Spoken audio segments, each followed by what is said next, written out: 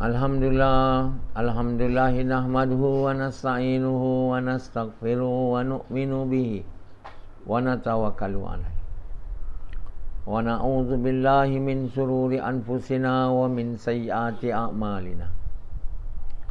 May yahdihillahu fala mudilla lahu wa may yudlilhu fala hadiyalah. Asyhadu an la ilaha illallah wa asyhadu anna Muhammadan abduhu wa rasuluh.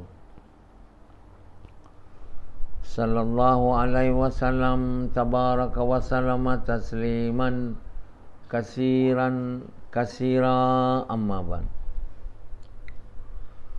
Bismillahirrahmanirrahim. Wa man ahsanu qawlan mimman da'a ila Allah wa amila salihan wa qala innani minal muslimin.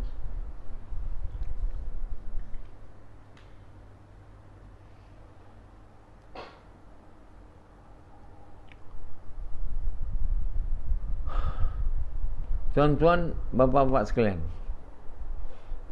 dan ibu-ibu sekalian, bukan saja di Malaysia, di seluruh dunia atau seluruh alam. Mengikut niat kita, sama ada kita bercakap pada seorang, 10 orang, sebenarnya kita bercakap pada seluruh manusia dan Allah dengar apa kita cakap. Allah bagi tahu kamu 2 orang mesyuarat, yang ketiga Allah. Kamu 4 orang mesyuarat, yang kelima Allah. Kamu 10 mesyuarat, yang ke-11 Allah. Jadi Allah melihat, Maha mendengar. Yang pastinya Allah mendengar, tapi saya niat supaya semua orang seluruh dunia dengar. Saya maulah Allah yang buat dia orang dengar atau tidak. Allah tak kendaki yang duduk depan saya pun tak dengar. Telinga je buka,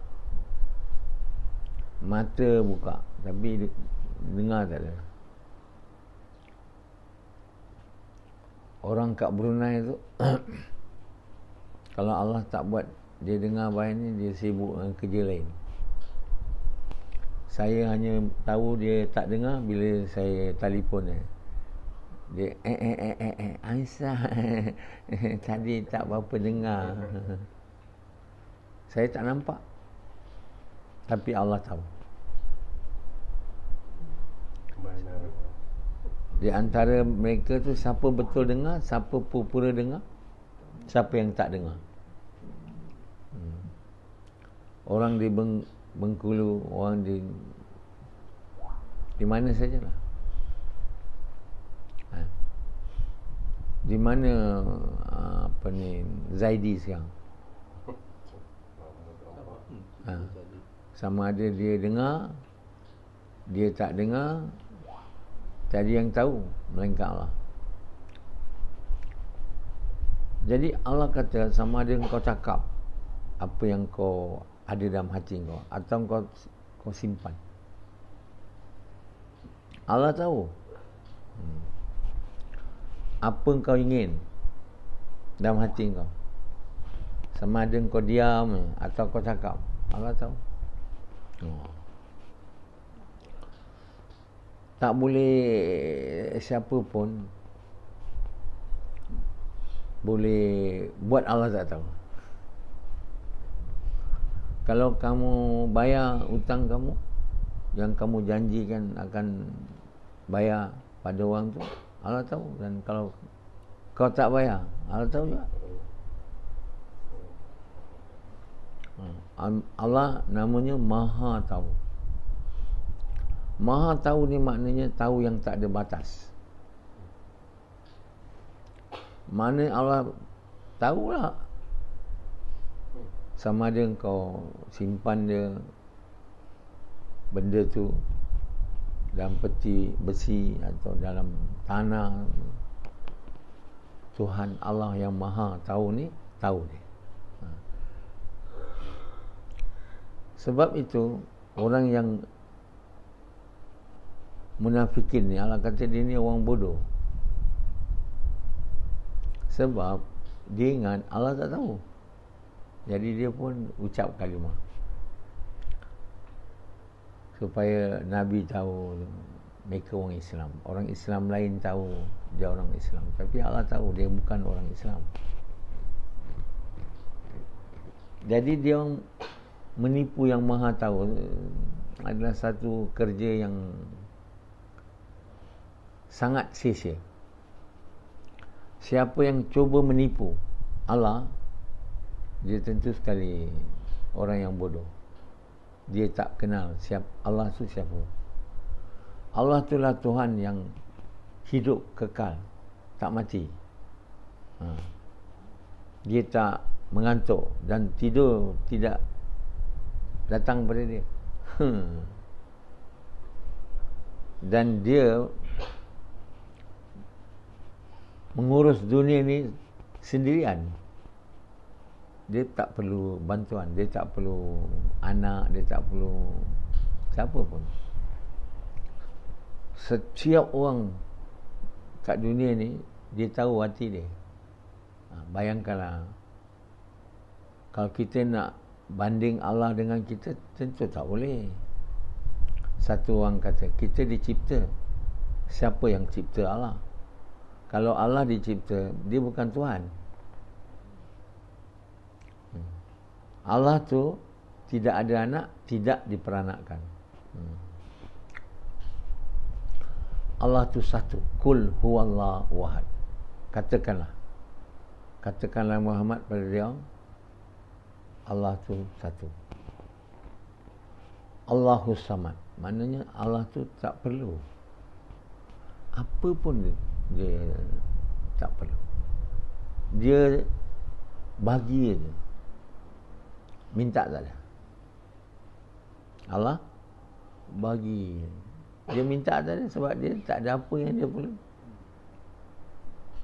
Allah tak perlu makan, Allah tak perlu tidur, Allah tak perlu minum. Apa Allah perlu? Kita banyak perlu. Kenapa kita banyak perlu? Kita dicipta. Kita dicipta sebagai makhluk yang perlu makan, perlu minum. Kita perlu rumah, kita perlu kenderaan, kan?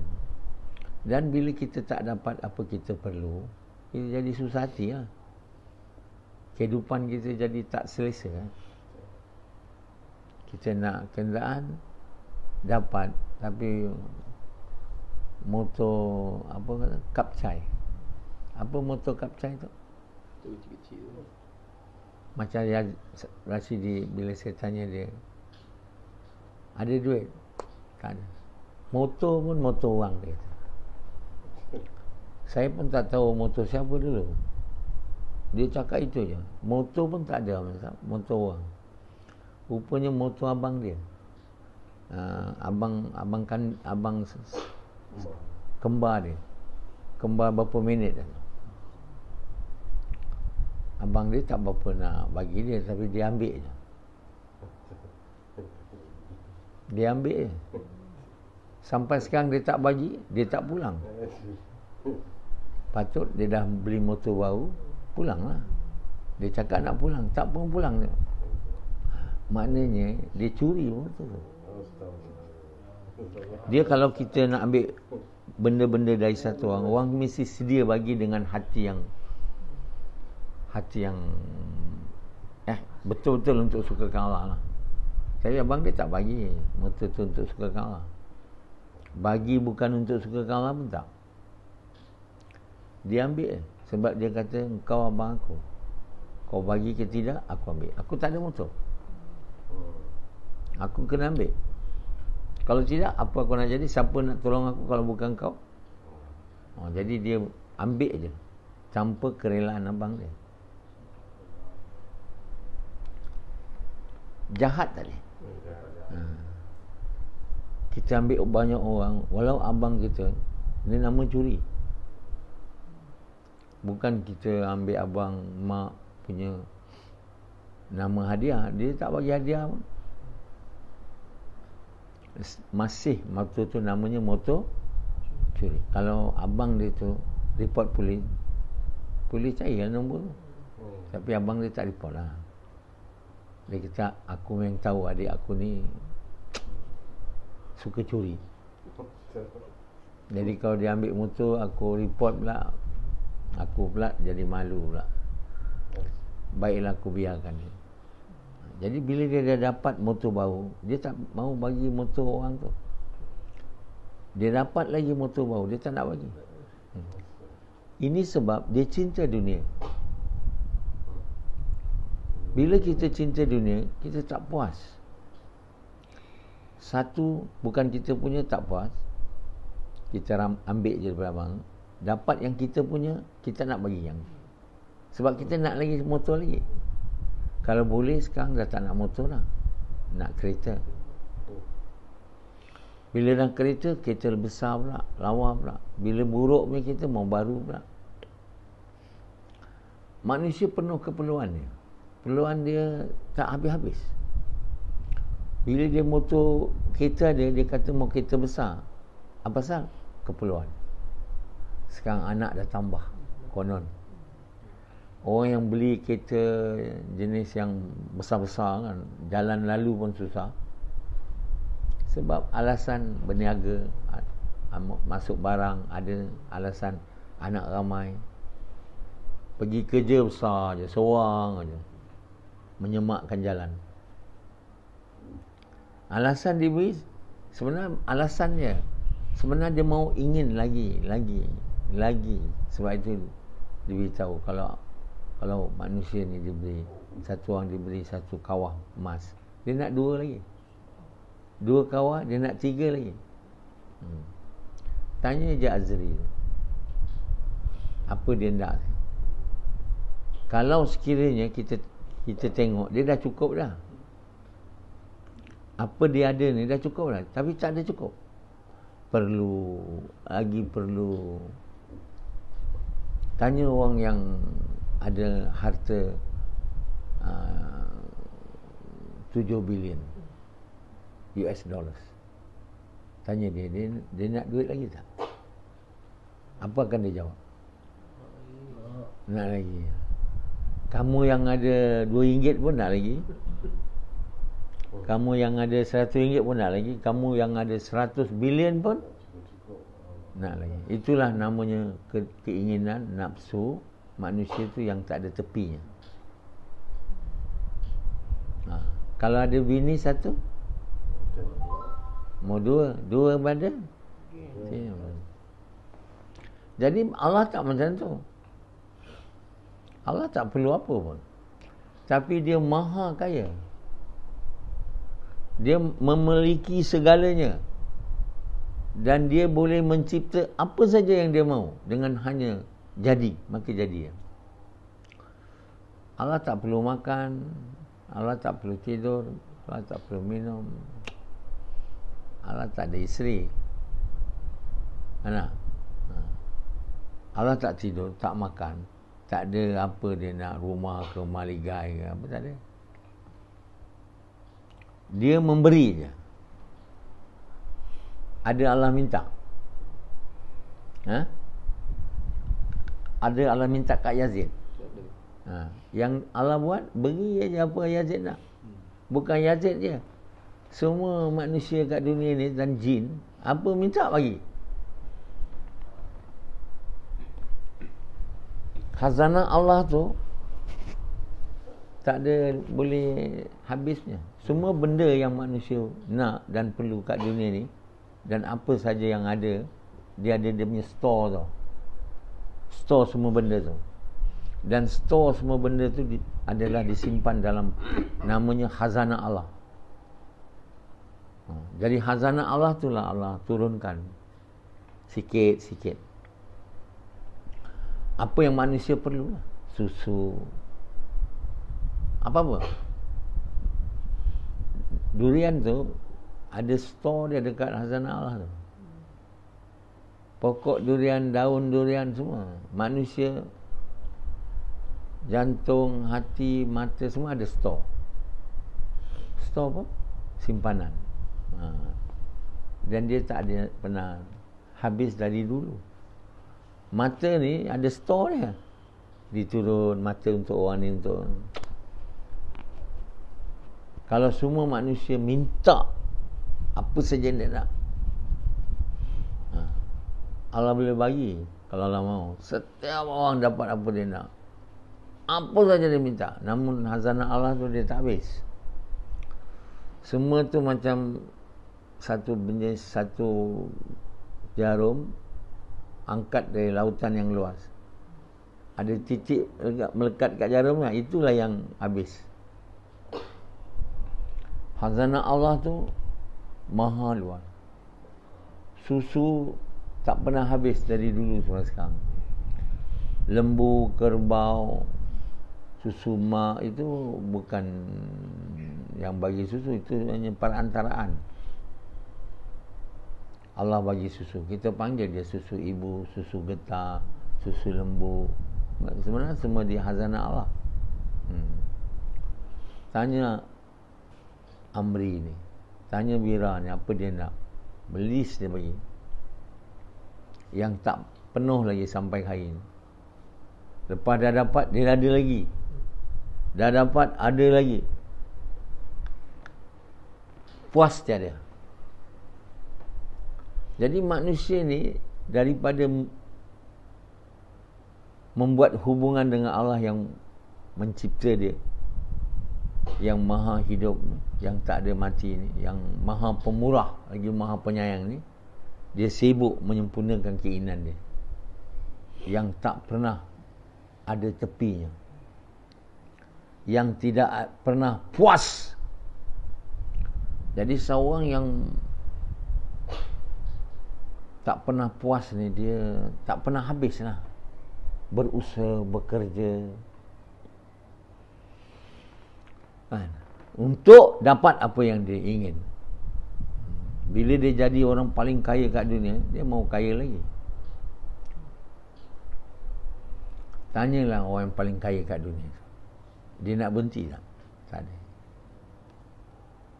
Kecuali orang yang tujuan maksud hidup di dunia ni nak jadi kekasih Allah. Dia ni tak ada heran dengan keperluan ni. Dia tak ada heran. Heran pun tak ada. Tapi tak ada orang. Hampir tak ada orang yang sibuk, yang berusaha nak jadi kekasih Allah. Semua nak benda. Keperluan dia, keinginan dia, kehendak dia, nafsu dia, semua nak benda, nak kelazatan. Dan mereka percaya dengan benda-benda ni mereka bahagia, sejahtera. Dari orang paling kecil kepada besar, semua dia sama. Dari buka mata, dari tidur sampai tidur balik. Tiap-tiap hari bekerja untuk nafsu, keinginan yang tak pernah puas dan tiada tepinya. Dia sibuk dengan itu je lah. Sampailah dia mati. Apa yang dia nak tu semua tinggal. Wira. Wira nampaknya mengantuk. Mungkin mata nampak kat sini, badan kat sini, roh dia melayang. Bila kita tidur, roh kita tak ada kat kita. Tidur dalam bayan, badan kat sini, roh kat lain. Bila habis bayan, roh datang balik. Roh datang balik maknanya apa? Jagalah, tapi tanya apa kau dengar? Aku dah sampai langit ke-7. Roh-roh dah sampai langit ke-7 orang. Jadi satu orang yang roh dia tak ada kat sini, orang makan pun dia tak boleh makan sebab roh tak ada. Orang makan, dia tu apa? Tidur. Orang dengar bayan, dia tu apa? Tidur. Roh tak ada kat sini. Dia dapat makan tak boleh, dia dapat dengar bayan tak boleh, dia dapat faham tak boleh, apa tak boleh. Roh sebab dah melayang. Dia cakap berkat, sakinah, Macam orang jemaah tabligh lah, sangat jelas dan nyata. Hampir semua orang jemaah tabligh ni bila duduk bayan adalah tidur, melainkan orang bau. Orang bau ni dia kata ini benda Masya Allah, aku tak pernah dengar. 6 perkara tak pernah dengar. Dia tengok yang keliling dia orang lama-lama tidur.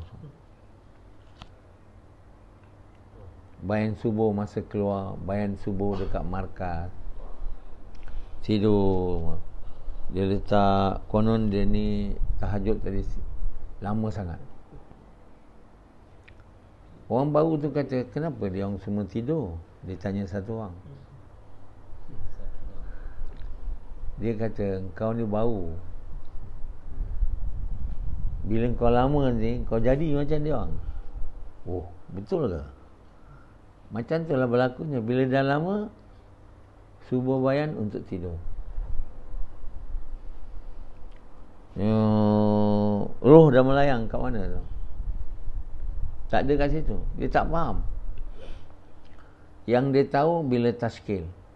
Orang kata, siapa sedia keluar? Zap, dia bangun. 4 bulan. Dia bagi nama bukan untuk suka kalah, untuk nak bagi tahu orang yang dia juga dengar bayan.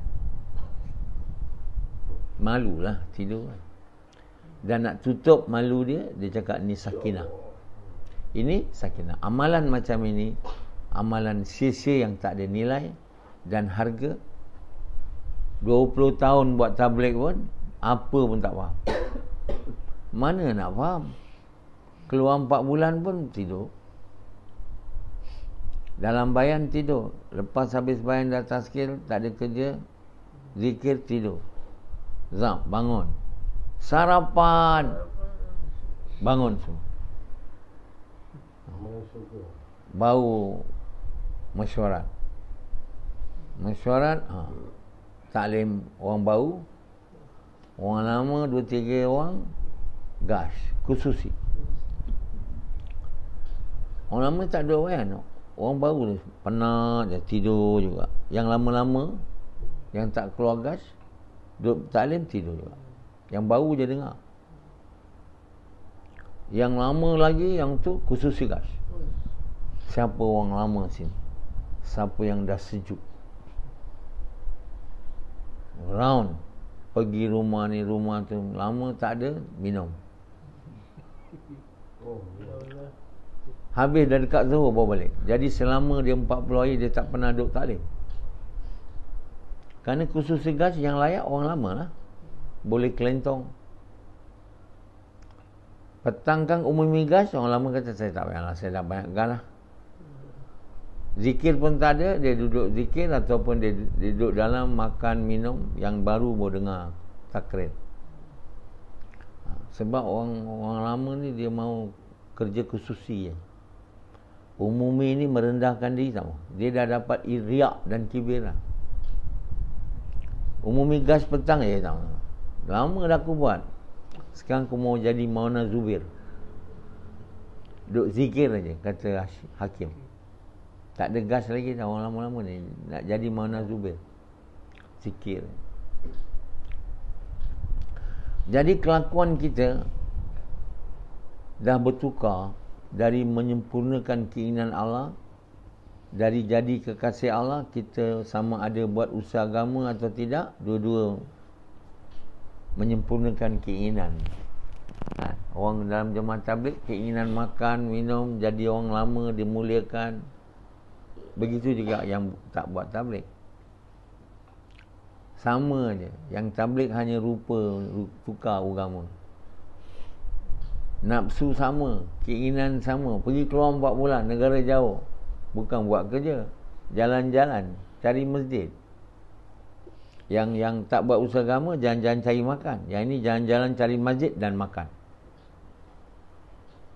Kang bila pergi masjid ni orang, wah ikram, oh ni orang jalan Allah, makan, minum. Sama bila masjid orang India kan, dia mesti seronok lah. Makan tak payah bayar, jalan-jalan tak payah bayar, rumah tak payah bayar, bayan boleh tidur, taklim boleh tidur. Apa keluar dia tu? Keluar dia tu tak lebih dari amalan berehat. Kalau tak keluar, kena kerja, kena layan isteri, kena layan anak, kena pergi beli makanan. Ini bila keluar 4 bulan, semua tak ada. Kerja tak ada, layan anak tak ada, rehat. Banyak masa keluar, tidur. Bayan subuh tidur. Lepas bayan subuh tidur lagi. Bila lepas zuhur, makan.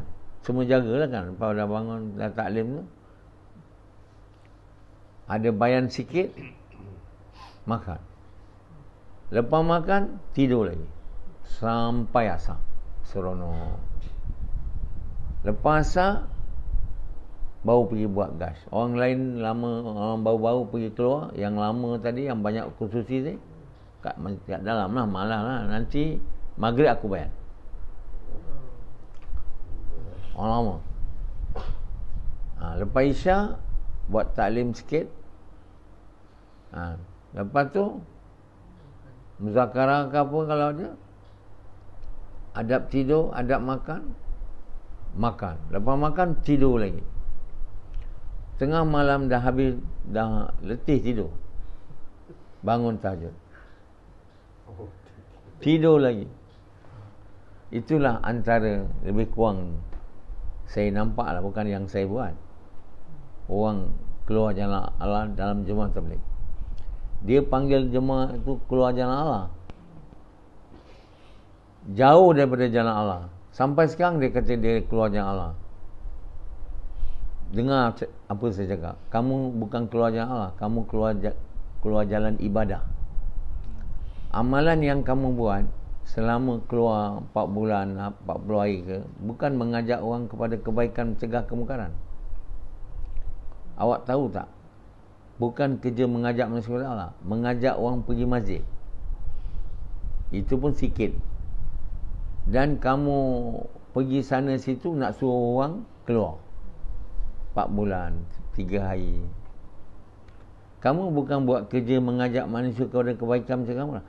Kamu tahu tak apakah kebaikan yang dimaksudkan oleh ayat kuntum khaira ummatin ukhrijat linnas ta'muruna bil ma'ruf wa tanhauna 'anil munkar wa tu'minuna billah. Kamu kena faham ayat ni dulu baru kamu kena cakap kamu ni di jalan Allah. Kuntum, kamu, mana semua yang mengucap kalimah, perempuan atau lelaki, sebaik-baik umat yang dihantar pada seluruh manusia, kamu mengajak kepada kebaikan. Kebaikan di sini maknanya kamu mengajak kepada mengucapkan kalimah kepada yang belum mengucapkan kalimah, dan mengajak yang dah mengucap kalimah supaya taat perintah Allah. Perintah yang pertama sekali yang dia orang patut taat, yang hari ini tak taat, ialah buat kerja menunaikan hak mengucap, iaitu kerja mengajak manusia kepada Allah atau mengajak manusia kepada kebaikan, mencegah kemungkaran dengan cara Muhammad SAW, dengan niat Allah. Mencegah, mengajak kebaikan, itu kebaikan.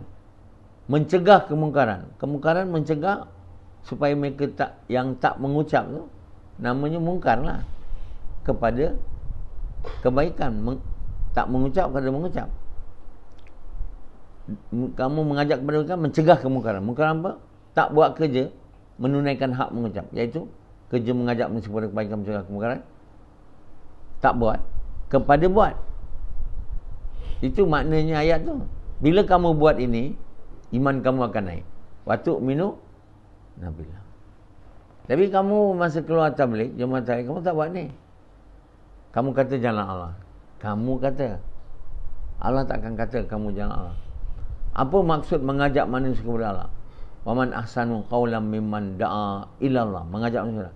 Mengajak yang tak mahu Allah supaya nak Allah. Siapa yang tak mahu Allah? Yang tak mengucap. Yang mahu Allah, kata tanda mahu, dia mahu mengucap. Itu maksud mengajak kepada Allah. Dan yang dah mengucap, dia tak mahu taat kepada Allah, dia ajak taat. Perintah mana yang mahu diajak dulu? Perintah sembahyang? Tak. Perintah puasa? Tak. Perintah yang pertama, menunaikan hak mengucap, iaitu perintah mengajak manusia kepada kebaikan, mencegah kemungkaran. dengan cara Nabi SAW, dengan niat nak bawa. Siapa kat dunia ni yang faham macam ni selain pada saya? Seluruh orang Islam, iaitu ulama' dia lah, bukan maksud saya termasuk ulama'-ulama' Jemaah Tabligh dan ulama'-ulama' bukan Jemaah Tabligh di seluruh dunia tak faham macam mana saya faham. Tak faham. Yang faham macam mana saya cakap ni, saya lah dengan izin Allah. Orang lain tak faham. Bukan saya baru faham sekarang, dulu lagi saya faham. Sejak saya buat dakwah, mengajak orang bukan Islam mengucap kalimah, baru Allah bagi saya faham. Hadis tu lama dekat Fadilat Tabligh, dekat Fadil Amal.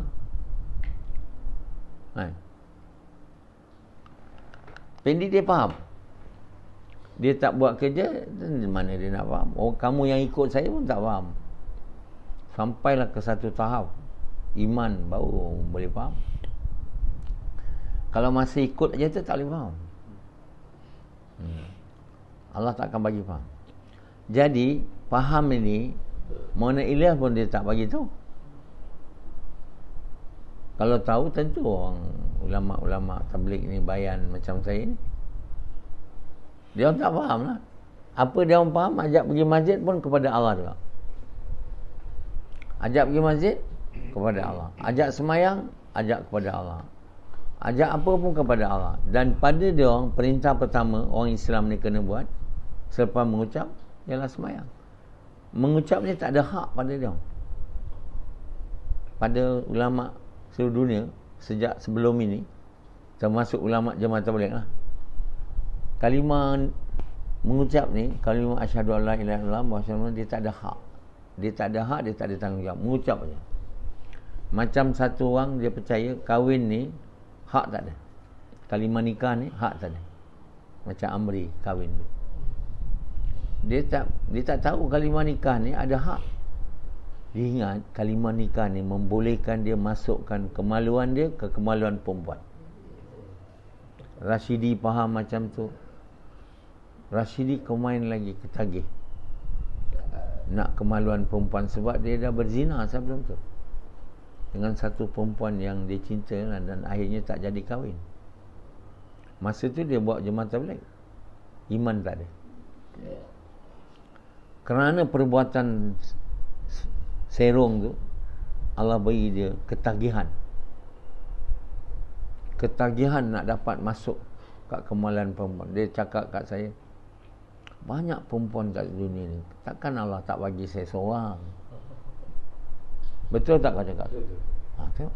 Saya masih ingat ni. Saya bilang ketagih betul dia ni. Dia tak ada duit nak kahwin. Kenapa? Keperluan dia. Sebab dia dah ketagih. Satu orang dia dah pergi jumpa pelacur. Tentu ketagih nak kahwin kan. Sebab dah merasai kelazatan kan. Inilah kepulan tu, resah, gelisah. Jadi orang yang Rashidi dia nak bernikah hanya atas faham, bila saya menikah dengan perempuan tu bukan ada hak, saya boleh dapat kelazatan masuk kemaluan saya kat kemaluan dia. Alangkah lazatnya kahwin. Jadi semua orang kahwin kat dunia ni, niat dia orang yang Islam lah. Yang bukan Islam, dia tak payah kahwin. Dia orang dah sampai tahap kehaiwanan yang sangat tinggi. Macam di UK, di barat, di Sweden, di Thailand. Thailand seorang aja negara di timur yang berperangai macam orang barat, di mana kemaluan ni boleh masuk mana kemaluan lah, tak kira. Siapa je kau boleh masuk lah. Bini orang, anak orang. Macam Indonesia je. Indonesia negara, namanya negara banyak orang Islam. Perangai, kalau bab kemaluan ni, dia orang ganas. Hanya tutup rapi lah, tak mau orang tahu. Dia orang tak ada kira kena nikah punya. Boleh masuk mana-mana kemaluan yang kamu mahu. Sama macam barat, hanya dia terbuka, tak tahu malu dah. Pakcik, perempuan, isteri, dia tak ada nikah. Dia orang nikah pun tak ada diterimanya. Jadi dia orang semua bebas. Kat UK, Sweden, Denmark, Finland, dia orang kata negara paling bahagia. Kenapa bahagia? Boleh buat apa. Dan orang Islam juga, dia menganggap nak dapat masuk kemaluan dia, kemaluan perempuan, dia kena nikah. Itu je kerja. Itu nama hak. Itu bukan hak, tuan.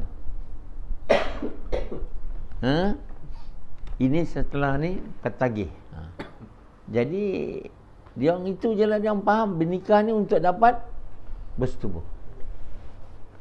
Dan itu adalah sangat salah. Kalimah nikah ni kalimah tanggungjawab.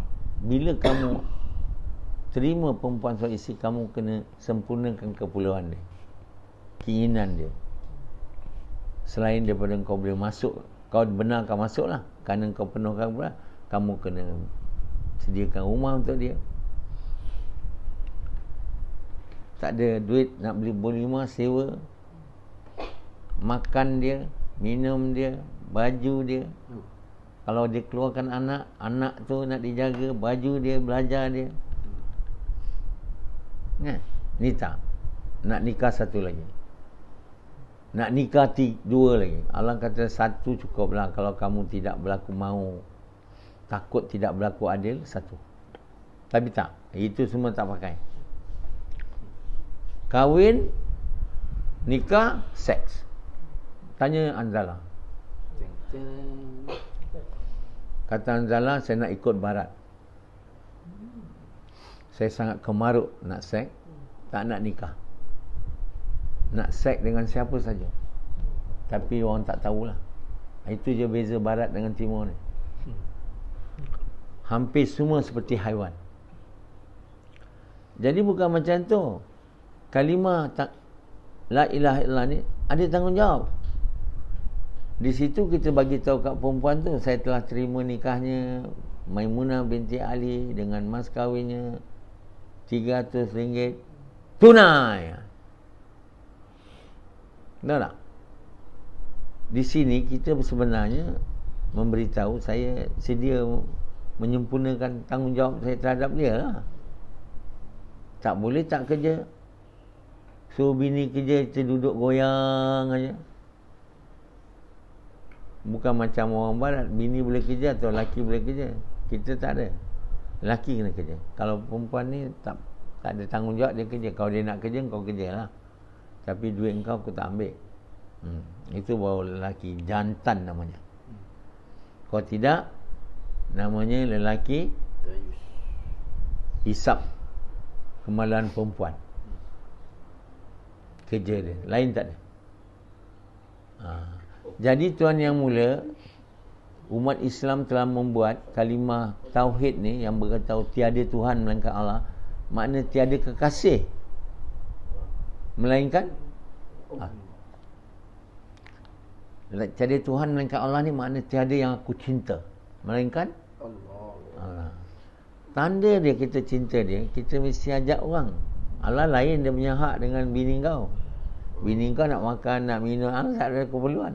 Allah tak nak makan, Allah tak nak minum, Allah tak nak tidur, tak ada nak rumah. Apa Allah nak? Allah nak manusia seluruh yang dicipta ni beriman kepada dia. Kamu punya kerja lepas mengucap ni, kamu kena ajak seluruh manusia ni kepada Allah. Ajak orang belum mau mengucap supaya mengucap. Ni jemaah tabligh itu tak nak buat. Dia kata tak, bukan kita tak nak buat, belum masa lagi. Itu semua tipu. Kelencong keling. Keling suka kelencong. Samalah keling dekat jemaah tabligh. Belum masa lagi. Ini perkataan keling. Belum masa lagi. Melayu ikut keling yang tak nak buat usaha. Tak ada boleh cakap semua tu. Kena taat. Dia menandakan kita menunaikan hak mengucap. Kita kata tiada yang ku cinta melainkan Allah tu. Apa tanda kau cinta dia? Penuhkanlah apa yang dia nak. Betul tak? Bini kau nak makan, nak minum, nak kereta, nak baju, itu tak apalah. Allah semua tu tak nak. Allah nak satu, keinginan dia. Dia mahu semua manusia ni beriman kepada dia, taat pada dia, masuk surga, selamat neraka. Kamu kena buat kerja tu. Kalau kamu tak buat kerja tu, itu tak ada tanda kamu bertuhankan Allah. Sebab itu dalam kubur kalau ditanya siapa Tuhan kamu, Rabb kamu, kamu kata Allah. Allah malaikat tanya tanda. Kalau kamu tak buat kerja mengajak manusia kepada Allah, mengajak manusia kepada kebaikan, mencegah kemungkaran dengan cara Muhammad SAW, dengan niat nak buat Allah suka, kamu tidak sebenarnya benar bila kamu bercakap Allah Tuhan saya. Jadi sebab itu selepas mengucap yang tak pernah dipaham sebelum ni oleh siapa ulama pun di dunia ni, bahawa mengucap kalimah ni ada hak melainkan saya. Lain semua tak ada. Termasuk ulama Jemaah Tabligh. Sebab itu kalau tidak dia. Jadi hak dia kita kena buat kerja. Mengajak manusia kepada kebaikan, macam apa kebaikan? Mengajak yang belum mengucap supaya mengucap. Yang dah mengucap supaya taat. Yang pertama perintah dia kena taat ialah kerja mengajak manusia kepada kebaikan, mencegah kemungkaran. Yang kedua ialah sembahyang 5 waktu saja. Kamu faham ni dari mana? Kalau saya tak cakap pada kamu ni, kamu tahu ke? Tahu tak? Kamu patut suka saya ke, cinta saya ke, sayang saya? Atau benci saya? Kenapa kamu tak suka saya? Kenapa kamu tak suka saya? Maknanya kamu ni betul orang jahat. Betul orang baik ni, orang buat baik kepada orang yang buat jahat kat dia, namanya orang sangat baik. Orang buat tak baik pada orang buat baik kat dia, namanya orang jahat. Yang ada kat saya ni orang jahat. Tak apalah, saya tak ada masalah. Saya tetap mengajar untuk sukakan Allah. Saya bukan nak suruh dia orang buat baik kat saya. Tapi dia orang tu di sisi Allah adalah orang jahat. Jadi macam mana iman nak naik?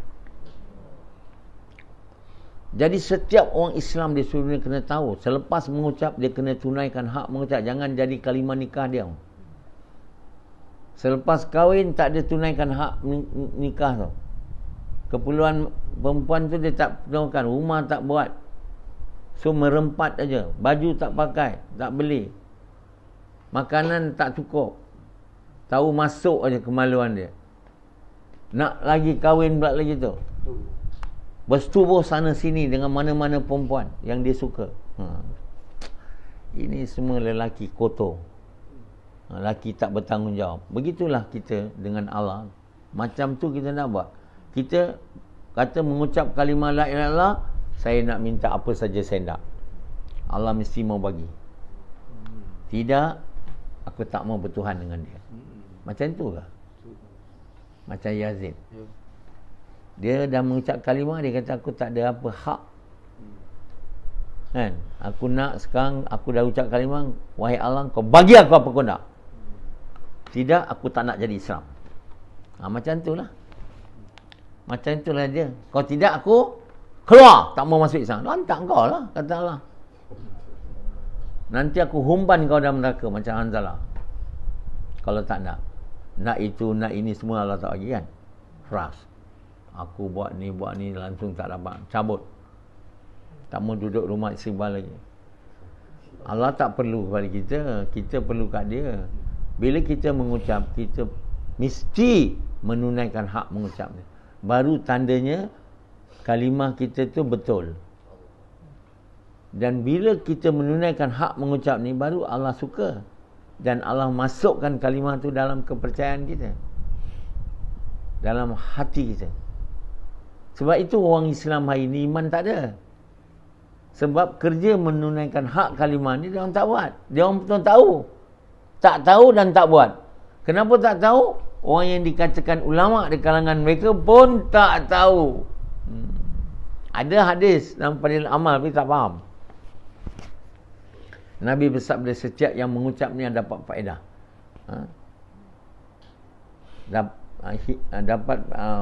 Dapat faedah, iaitu hilang duka cita. dan takkan ditimpa bala bencana. Melainkan orang yang tidak menunaikan haknya. Tanya sahabat, apa haknya? Mungkar berlaku di depan mata, dia tak cegah. Semua tu tafsiran daripada apa yang saya cakap. Tafsiran apa ada hadis yang saya cakap tadi lah. Semua tu tadi. Tapi tak ada orang faham. Jadi sebelum ni tak ada ulama sebenarnya. Ulama yang kamu panggil ulama warisatul anbiya, semua tu semua kamu je panggil. Di sisi Allah bukan ulama, tak ada ulama. Kalau ulama ni dia faham apa Allah mahu. Ini apa pun tak faham. Hadis apa Nabi mahu. Bila saya cakap ni, kamu rasa apa saya cakap ni salah ke? Betul. Kalau dia betul tu, kamu ada insting kata dia betul. Bukan sebab kamu pandai. Kamu bodoh. Kalau tak dengar cakap saya, kamu ni bodoh sombong. Bodoh, tak nak ikut. Namanya bodoh lah, bodoh sangat. Dah lah bodoh, benda benar pun tak nak ikut. Bila saya cakap ni betul, tapi tak nak ikut. Namanya orang tu bodoh sombong. Bodoh macam Bani Israel. Kami dengar, kita tak nak ikut. Tempat orang ni neraka. Kamu jangan bodoh sombong, yang benar kamu mau ikut. Jangan konon tak mau. Boleh dengar je, ikut tak mau. Dengar je. Ini orang bodoh sombong. Tempatnya bukannya kat syurga, neraka. Okey.